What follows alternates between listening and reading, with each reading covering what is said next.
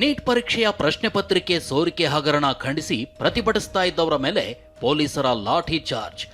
ವಿದ್ಯಾರ್ಥಿಗಳನ್ನ ಬೆಂಬಲಿಸಿ ಪ್ರತಿಭಟನೆ ನಡೆಸಿದ ಕಾಂಗ್ರೆಸ್ ನಾಯಕರನ್ನ ವಶಕ್ಕೆ ಪಡೆದಿದ್ದನ್ನ ಖಂಡಿಸಿ ಲೋಕಸಭೆ ವಿಪಕ್ಷ ನಾಯಕ ರಾಹುಲ್ ಗಾಂಧಿ ವಾಗ್ದಾಳಿ ನಡೆಸಿದ್ರು.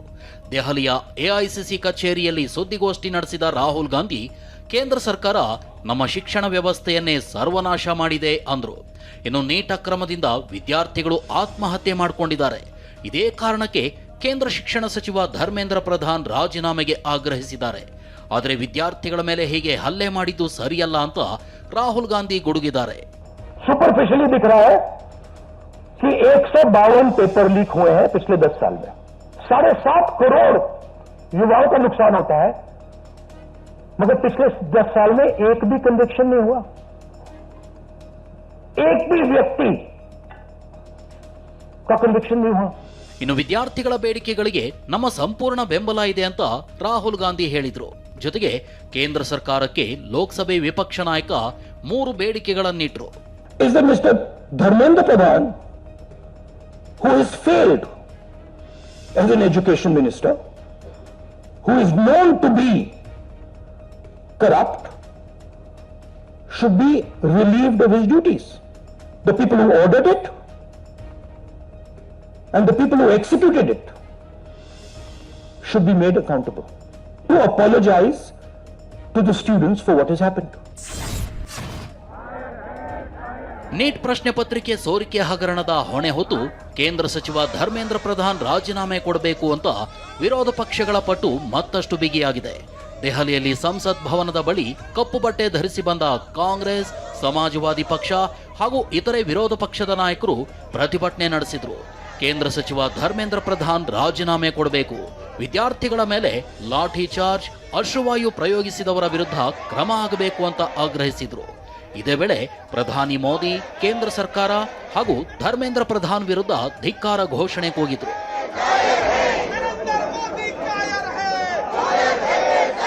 ಮತ್ತೊಂದೆಡೆ ಸಂಸತ್ ಕಲಾಪದಲ್ಲಿ ಮಾತನಾಡಿದ ಕೇಂದ್ರ ಸಚಿವ ಕಿರಣ್ ರಿಜಿಜು, ನೀಟ್ ಪರೀಕ್ಷೆ ಅಕ್ರಮದ ಬಗ್ಗೆ ಚರ್ಚೆಗೆ ಸರ್ಕಾರ ಸಿದ್ಧ ಇದೆ ಅಂದ್ರು. ಆದರೆ ನಿಯಮಾನುಸಾರ ಚರ್ಚೆ ಮಾಡಬೇಕು ಅಂತ ಮನವಿ ಮಾಡಿದ್ರು. ಕೆಪಿಸಿಸಿ ಕಚೇರಿಗೆ ಮುತ್ತಿಗೆ ಹಾಕಲು ಬಿಜೆಪಿ ಕಾರ್ಯಕರ್ತರು ಯತ್ನಿಸಿದ್ದಾರೆ. ಬೆಂಗಳೂರಿನ ಕಂಟೋನ್ಮೆಂಟ್ ಬಳಿ ಬಿಜೆಪಿ ನಾಯಕರು ಪ್ರತಿಭಟನೆ ನಡೆಸಿದ್ರು. ಇದೇ ವೇಳೆ ಕೆಪಿಸಿಸಿ ಕಚೇರಿ ಮುಂದೆ ದಾವಣಗೆರೆ ಜಿಲ್ಲೆ ಹರಿಹರ ಕ್ಷೇತ್ರದ ಬಿಜೆಪಿ ಶಾಸಕ ಬಿಪಿ ಹರೀಶ್ ಬಂದ್ರು. ಇದನ್ನು ಕಂಡ ಕೂಡಲೇ ಕಾಂಗ್ರೆಸ್ ಕಾರ್ಯಕರ್ತರು ಧಿಕ್ಕಾರ ಕೂಗಿ ಮೊಟ್ಟೆ ಎಸೆದಿದ್ದಾರೆ. ತಕ್ಷಣ ಮಧ್ಯ ಪ್ರವೇಶಿಸಿದ ಪೊಲೀಸರು ತಮ್ಮ ಜೀಪ್ನಲ್ಲೇ ಹರೀಶ್ರನ್ನ ಸ್ಥಳಾಂತರಿಸಿದ್ರು. ಮೊಟ್ಟೆ ಎಸೆದ ಕಾರ್ಯಕರ್ತ ಪುಣೇಶ್ನನ್ನ ವಶಕ್ಕೆ ಪಡೆದ್ರು. ಇನ್ನು ಕಾಂಗ್ರೆಸ್ ಕಚೇರಿ ಮುಂದೆ ತೆರಳುತ್ತಿದ್ದಾಗ ಬಿಜೆಪಿಯ ತಮ್ಮೇಶ್ ಗೌಡ ಕಾರಿಗೂ ಮೊಟ್ಟೆ ಎಸೆಯಲಾಗಿದೆ. ಆರ್ ಅಶೋಕ್ ಜೊತೆಗೆ ಹೋಗ್ತಿದ್ದಾಗ ಕಾಂಗ್ರೆಸ್ ಆಫೀಸ್ ಪಕ್ಕದಲ್ಲಿ ಕಾರಲ್ಲಿ ಹೋದ್ವಿ. ಮುಂದೆ ಕಾರು ಪಾರ್ಕ್ ಮಾಡ್ತೀನಿ ಅಂತ ಚಾಲಕ ಹೇಳಿದ್ದ. ನಾವು ಯಾವ ಕಡೆ ಹೋಗಬೇಕು ಅಂತ ತಿಳಿಯದ ಸಮಯದಲ್ಲೇ ನಮ್ಮೇಲೆ ಕಾಂಗ್ರೆಸ್ ಕಾರ್ಯಕರ್ತರು ಹಲ್ಲೆಗೆ ಮುಂದಾದ್ರು ಅಂತ ಶಾಸಕ ಬಿಪಿ ಹರೀಶ್ ಆರೋಪಿಸಿದ್ದಾರೆ. ಮತ್ತೊಂದೆಡೆ ಹರೀಶ್ ದಾರಿ ತಪ್ಪಿ ಕಾಂಗ್ರೆಸ್ ಕಚೇರಿಗೆ ಬರಲು ಕಾರಣವೇನು, ಕಾಂಗ್ರೆಸ್ ಕಚೇರಿ ಮುಂದೆ ಬಿಜೆಪಿಗರು ಬಾಟ್ಲೆಸ್ದಿದ್ಯಾಕೆ ಅಂತ ಬಿಕೆ ಹರಿಪ್ರಸಾದ್ ಪ್ರಶ್ನಿಸಿದ್ದಾರೆ. ಕೆಪಿಸಿಸಿ ಕಚೇರಿ ಬಳಿ ಬಿಜೆಪಿ ಶಾಸಕ ಹರೀಶ್ ಮೇಲೆ ಮೊಟ್ಟೆ ಎಸೆದ ಸಂಬಂಧ ಬೆಂಗಳೂರು ಪೊಲೀಸ್ ಕಮಿಷನರ್ ಸೀಮಂತ್ ಕುಮಾರ್ ಸಿಂಗ್ಗೆ ಬಿಜೆಪಿ ದೂರು ನೀಡಿದೆ. ಬಿಜೆಪಿ ಶಾಸಕ ಬಿಪಿ ಹರೀಶ್ ಮೇಲೆ ಕಾಂಗ್ರೆಸ್ಸಿಗರು ಮೊಟ್ಟೆ ಎಸೆದಿದ್ದಾರೆ. ನಮ್ಮನ್ನ ವಶಕ್ಕೆ ಪಡೆದು ಕರೆದೊಯ್ಯುತ್ತಿದ್ದ ಬಸ್ ಮೇಲೂ ದಾಳಿ ಮಾಡಲಾಗಿದೆ. ಬಿಜೆಪಿ ಕಾರ್ಯಕರ್ತ ಪ್ರಶಾಂತ್ಗೆ ಕಬ್ಬಿಣದ ರಾಡ್ನಿಂದ ಹೊಡೆದಿದ್ದಾರೆ. ಮಲ್ಲೇಶ್ವರಂ ಶಾಸಕ ಅಶ್ವಥ್ ನಾರಾಯಣ್ ಮೇಲೂ ಮೊಟ್ಟೆ ಎಸೆದಿದ್ದಾರೆ. ಜಯನಗರ ಶಾಸಕ ಸಿಕೆ ರಾಮಮೂರ್ತಿಗೆ ರಾಡ್ನಿಂದ ಹೊಡೆದಿದ್ದಾರೆ. ನಮ್ಮ ಮೇಲೆ ಹಲ್ಲೆ ಮಾಡಿದವರನ್ನ ತಕ್ಷಣ ಬಂಧಿಸಬೇಕು ಅಂತ ಬಿಜೆಪಿ ನಾಯಕರು ನೀಡಿರುವ ದೂರಿನಲ್ಲಿ ಉಲ್ಲೇಖಿಸಲಾಗಿದೆ. ಇನ್ನೊಂದೆಡೆ ನಾವು ಕೂಡ ಬಿಜೆಪಿ ನಾಯಕರ ವಿರುದ್ಧ ದೂರು ನೀಡ್ತೇವೆ. ರಾಜ್ಯದಲ್ಲಿ ಮೊಟ್ಟೆ ಸಂಸ್ಕೃತಿ ಶುರುವಾಗಿದ್ದೇ ಬಿಜೆಪಿಯವರಿಂದ.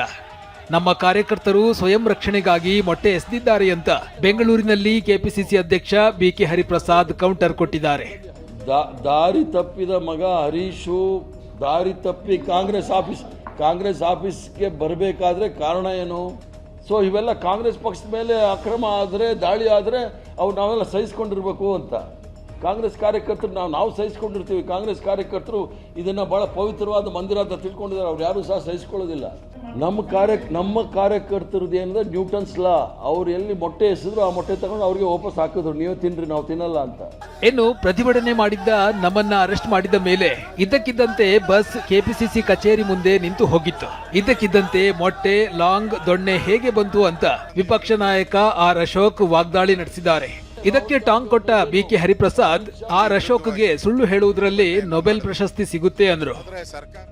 ಏಕಾಏಕಿ ಕಾಂಗ್ರೆಸ್ ಆಫೀನಿಂದ ಲಾಂಗು, ದೊಣ್ಣೆಗಳು, ಮೊಟ್ಟೆ ಹೆಂಗ್ ಬರ್ತತೆ? ಏನ್ ಕಾಂಗ್ರೆಸ್ ಆಫೀಸಲ್ಲಿ ಆಮ್ಲೆಟ್ ಹಾಕೊಂಡು ಕೂತಿರ್ತಾರ ದಿನ? ಮೊಟ್ಟೆ ದಾಳಿಯನ್ನ ಲಾಂಗು, ಚಾಕು, ಬಾಂಬು, ಕೊಲೆ ಸಂಚು, ಪಾಕಿಸ್ತಾನ ಏಜೆಂಟು ಅಶೋಕ್ನವರ ಹೇಳಿಕೆ ನೋಡಿದಾಗ ಅವರ ಕಲ್ಪನಾ ಶಕ್ತಿಗೆ ಏನಾದರೂ ಈ ಸುಳ್ಳು ಹೇಳೋದಕ್ಕೆ ಏನಾದರೂ ನೋಬೆಲ್ ಪ್ರಶಸ್ತಿ ಇದ್ರೆ ಅಶೋಕನಿಗೆ ನೇರವಾಗಿ ಸಿಗಬೇಕಾಗುತ್ತೆ.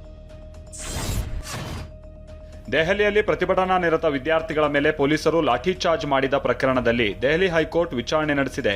ಲಾಠಿ ಚಾರ್ಜ್ ಬಗ್ಗೆ ತನಿಖೆ ನಡೆಸೋದಕ್ಕೆ ಕೋರಿ ಸಾರ್ವಜನಿಕ ಹಿತಾಸಕ್ತಿ ಅರ್ಜಿಯ ವಿಚಾರಣೆ ನಡೆಸಿರುವಂತಹ ಹೈಕೋರ್ಟ್ ಕೇಂದ್ರ ಸರ್ಕಾರ ಮತ್ತು ದೆಹಲಿ ಪೊಲೀಸರಿಗೆ ನೋಟಿಸ್ ಜಾರಿ ಮಾಡಿದೆ. 4 ವಾರದ ಒಳಗಾಗಿ ಈ ಸಂಬಂಧ ಉತ್ತರ ಸಲ್ಲಿಸೋದಕ್ಕೆ ಸೂಚಿಸಿದೆ.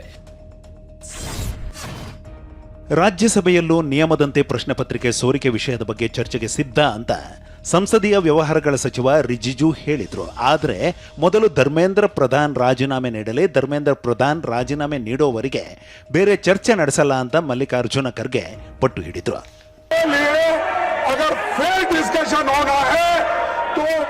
शिक्षा मंत्री पहले राजीनामा देना चाहिए. जब वो राजीनामा नहीं देंगे, निष्पक्षपात चर्चा यहाँ नहीं होगी.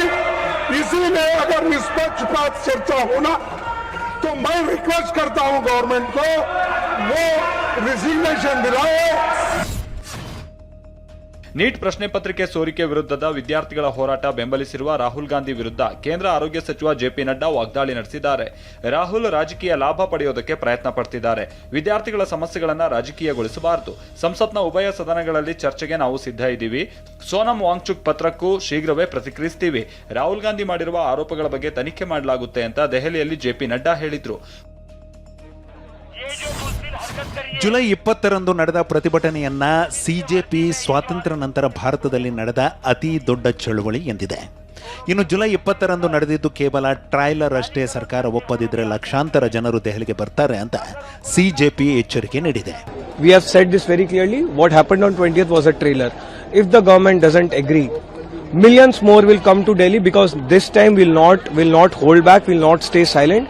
We have seen too much, we have witnessed too much, we have experienced too much. 20th July ko the way the police behaved, we have seen it all now. So the government really needs to get its act together, otherwise the youth of this country is going to take them down and take them down very badly. ಇನ್ನು ಪ್ರತಿಭಟನೆಯಲ್ಲಿ ಭಾರತ್ ಮಾತಾ ಕಿ ಜೈ, ಇನ್ಕ್ವಿಲಾಬ್ ಜಿಂದಾಬಾದ್, ಜೈ ಭೀಮ್ ಮತ್ತು ಧರ್ಮೇಂದ್ರ ಪ್ರಧಾನ್ ರಾಜೀನಾಮೆ ಕೊಡಿ ಎಂಬ 4 ಘೋಷಣೆಗಳನ್ನಷ್ಟೇ ಕೂಗುವಂತೆ CJP ಮನವಿ ಮಾಡಿದೆ. ಚಳವಳಿಯನ್ನ ಹಾದಿ ತಪ್ಪಿಸುವ ಪ್ರಯತ್ನ ನಡೆಯುತ್ತಿದೆ ಅಂತ ಸಿಜೆಪಿ ಕಳವಳ ವ್ಯಕ್ತಪಡಿಸಿದೆ.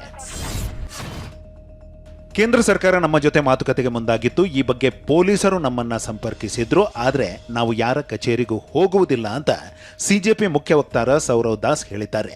ನಾವು ಯಾರದ್ದೇ ಮನೆಗೆ ಕಚೇರಿಗೆ ಹೋಗಲ್ಲ, ಜನರ ದರ್ಬಾರ್ ಇಲ್ಲೇ ಇದೆ, ಅವರು ಜನರ ಮಧ್ಯೆ ಬರಲಿ ಎಂದಿದ್ದಾರೆ, ಅಥವಾ ತಟಸ್ಥ ಜಾಗದಲ್ಲಿ ಚರ್ಚೆ ನಡೆಸಲಿ ಎಂದಿದ್ದಾರೆ. देखिए, आज सुबह फिर से पुलिस वाले हम लोगों के पास रीच आउट किया. उन लोगों ने बोला कि जेपी नड्डा जी हम लोगों से बात करना चाह रहे हैं, तो उनके घर बुलाया. हमने सरासर मना कर दिया कि हम लोग किसी के घर नहीं जा रहे, हम लोग किसी के ऑफिस नहीं जाएंगे. जनता का दरबार यहाँ लगा हुआ है, जनता के बीच आना चाहिए मिनिस्टर्स को. अगर उनको बात करनी है तो बातचीत जंतर मंतर पे होगी. ಕಳೆದ 25 ದಿನಗಳಿಂದ ಉಪವಾಸ ಸತ್ಯಾಗ್ರಹ ನಡೆಸ್ತಾ ಇರುವ ಸೋನಂ ವಾಂಗ್ಚುಕ್ ಅವರನ್ನ ಜೆಪಿ ನಡ್ಡಾ ಹಾಗೂ ಜಿತೇಂದ್ರ ಸಿಂಗ್ ನಿನ್ನೆ ರಾತ್ರಿ ಭೇಟಿಯಾಗಿದ್ರು. ಸುಮಾರು 10 ನಿಮಿಷಗಳ ಕಾಲ ಭೇಟಿಯಾದ ನಾಯಕರು ಸೋನಂ ಆರೋಗ್ಯವನ್ನ ವಿಚಾರಿಸಿದ್ದಾರೆ. ಈ ಬಗ್ಗೆ ಸೋನಂ ಪತ್ರವೊಂದನ್ನ ಬರೆದಿದ್ದಾರೆ. ಆತ್ಮಹತ್ಯೆ ಮಾಡಿಕೊಂಡ ಮಕ್ಕಳ ಕುಟುಂಬಕ್ಕೆ ಸೂಕ್ತ ಪರಿಹಾರ ನೀಡಬೇಕು, ನೀಟ್ ಹೋರಾಟಗಾರರ ವಿರುದ್ಧ ಯಾವುದೇ ಕ್ರಮ ಕೈಗೊಳ್ಳಬಾರದು, ಧರ್ಮೇಂದ್ರ ಪ್ರಧಾನ್ ರಾಜೀನಾಮೆ ಕೊಡಬೇಕು. ಈ ಭರವಸೆಯನ್ನ ಕೊಟ್ರೆ ಉಪವಾಸ ಕೈಬಿಡ್ತೀನಿ ಅಂತ ಷರತ್ತು ಹಾಕಿದ್ದಾರೆ. ಇನ್ನು ಸೋನಂ ಸರ್ ಉಪವಾಸ ಕೈಬಿಡಲಿ ಅಂತ ಸಿಜೆಪಿ ಸಂಸ್ಥಾಪಕ ಅಭಿಜಿತ್ ದೀಪ್ಗೆ ಮನವಿಯನ್ನ ಮಾಡಿದ್ದಾರೆ. हेलो एवरीवन, आज सोनम सर की हंगर स्ट्राइक का 25वां दिन है. 25 दिन विदाउट फूड, तो उनकी जिंदगी को बहुत बड़ा खतरा है। मैं नहीं चाहता सोनम सर को कुछ हो जाए, इसलिए मैं सोनम सर से रिक्वेस्ट करता हूँ वो अपना हंगर स्ट्राइक तोड़ दे और हम इस प्रोटेस्ट को जारी रखेंगे। मेरा ये एश्योरेंस है कि सोनम सर अपना हंगर स्ट्राइक अगर तोड़ भी देंगे उसके बाद भी हम अपना प्रोटेस्ट जारी रखेंगे और तब तक हम पीछे नहीं हटेंगे। ಸ್ಕೂಲ್ ಬಸ್ ಮೇಲೆ ಮರ ಬಿದ್ದು 5 ವರ್ಷದ ಮಗು ದುರ್ಮರಣಕ್ಕೀಡಾಗಿದೆ. ದಕ್ಷಿಣ ಕನ್ನಡ ಜಿಲ್ಲೆ ಬಂಟ್ವಾಳ ತಾಲೂಕಿನ ಬರಿಬಾರು ಪ್ರದೇಶದಲ್ಲಿ ಈ ದುರ್ಘಟನೆ ಸಂಭವಿಸಿದೆ. ಆಸ್ಪತ್ರೆಗೆ ಸಾಗಿಸುವಾಗ ಮಾರ್ಗ ಮಧ್ಯೆ ಚಿರಂಬಿ ಕೊನೆಯುಸಿರೆಳೆದಿದ್ರೆ ಮತ್ತೆರಡು ಮಕ್ಕಳ ಸ್ಥಿತಿ ಗಂಭೀರವಾಗಿದೆ. ಗಾಯಾಳು ಮಕ್ಕಳಿಗೆ ಕಲ್ಲಡ್ಕ ಮಂಗಳೂರಿನ ಆಸ್ಪತ್ರೆಯಲ್ಲಿ ಚಿಕಿತ್ಸೆ ನೀಡಲಾಗ್ತಾ ಇದೆ. ಫುಟ್ಪಾತ್ ಮೇಲೆ ದ್ವಿಚಕ್ರ ವಾಹನ ಓಡಿಸೋರು ಇನ್ಮುಂದೆ ಇದೆಲ್ಲವನ್ನ ನಿಲ್ಲಿಸಲೇಬೇಕು. ಯಾಕಂದ್ರೆ ಇನ್ಮೇಲೆ ಫುಟ್ಪಾತ್ ನಲ್ಲಿ ಬೈಕ್ ಓಡಿಸಿದ್ರೆ ನಿಮಗೆ ಬರೋಬ್ಬರಿ 5,000 ರೂಪಾಯಿ ದಂಡ ಬೀಳಬಹುದು. ಈ ಹಿಂದೆ ದಂಡದ ಮೊತ್ತ 500 ರೂಪಾಯಿ ಇದ್ದದನ್ನ ಈಗ 5,000 ರೂಪಾಯಿಗೆ ಹೆಚ್ಚಿಸಿ ಅಂತ ಸಾರಿಗೆ ಸಚಿವರಿಗೆ ಸಚಿವ ಕೃಷ್ಣ ಬೈರೇಗೌಡ ಪತ್ರ ಬರೆದಿದ್ದಾರೆ. ಪಾದಾಚಾರಿಗಳಿಗೆ ಅಪಘಾತ ಆದರೆ ಕಠಿಣ ಕಾನೂನು ಕ್ರಮ ತೆಗೆದುಕೊಳ್ಳಿ ಅಂತಾನು ಸಚಿವರು ಒತ್ತಾಯಿಸಿದ್ದಾರೆ. ಜೊತೆಗೆ ಟ್ರಾಫಿಕ್ ಅಧಿಕಾರಿಗಳ ಜೊತೆ ಸಭೆ ನಡೆಸಿರುವ ಕೃಷ್ಣ ಬೈರೇಗೌಡ ಫುಟ್ಪಾತ್ ನಲ್ಲಿ ಬೈಕ್ ಚಲಾಯಿಸಿದ್ರೆ ಅಂತವರ ವಿರುದ್ಧ ಕ್ರಮ ತೆಗೆದುಕೊಳ್ಳಬೇಕು ಅಂತ ಟ್ರಾಫಿಕ್ ಪೊಲೀಸರಿಗೆ ಸೂಚಿಸಿದ್ದಾರೆ.